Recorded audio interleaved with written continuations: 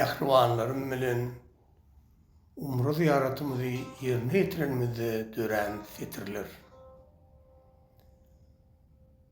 Çakylygyň alyp geldim men umra, ansatlaşdyr onu maňa ey Allah. Sen barada zikirlere men gümra, durkum kalbim kurban sana ey Allah.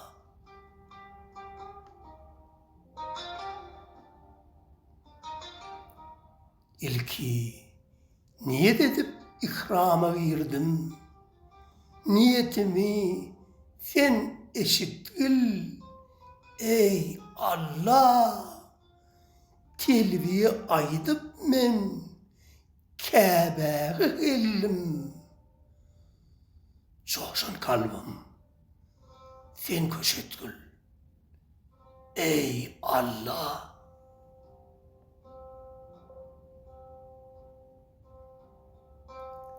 Kâbe'deki caýyň sıyılıp yüzüme, on taşına ettim towap ey Allah. Begenç, guonç, ýaşy inlik gözüme, ol keremli taş oşap ey Allah.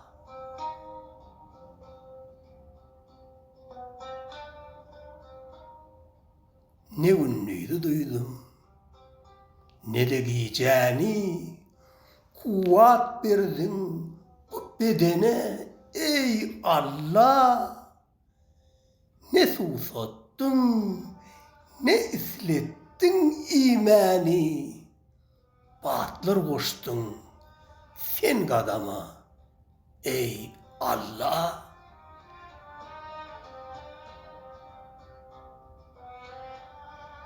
Zemzem suwuň derman, bu şirin cana, näçe içsem şonça da az ey Allah.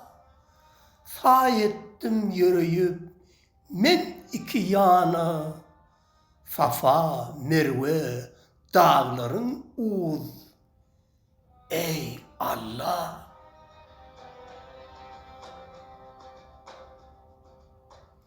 Azan sesin kuşlar dınıp dinleyer, ol ovaz elimde taýsyz ey Allah. Gamly, gamsız insanlarım giňeýär, dinlen asla galmaz paýsyz ey Allah. Namaz zikr okap ettim dilegi, dergahinde eýilip kavul ey Allah. Süllümay edip menezdim yüreği, kalmaz ýaly kalpda dogul ey Allah.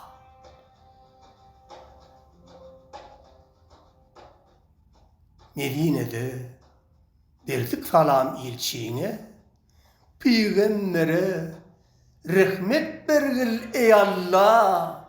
Tazim ettik sen yerdäki synçyňa, dileklere amin diýil ey Allah.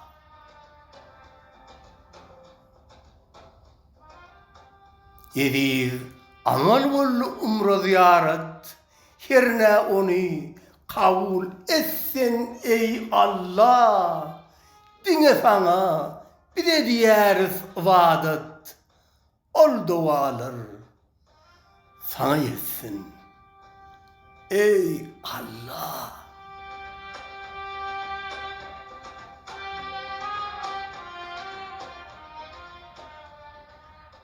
İkinci 10.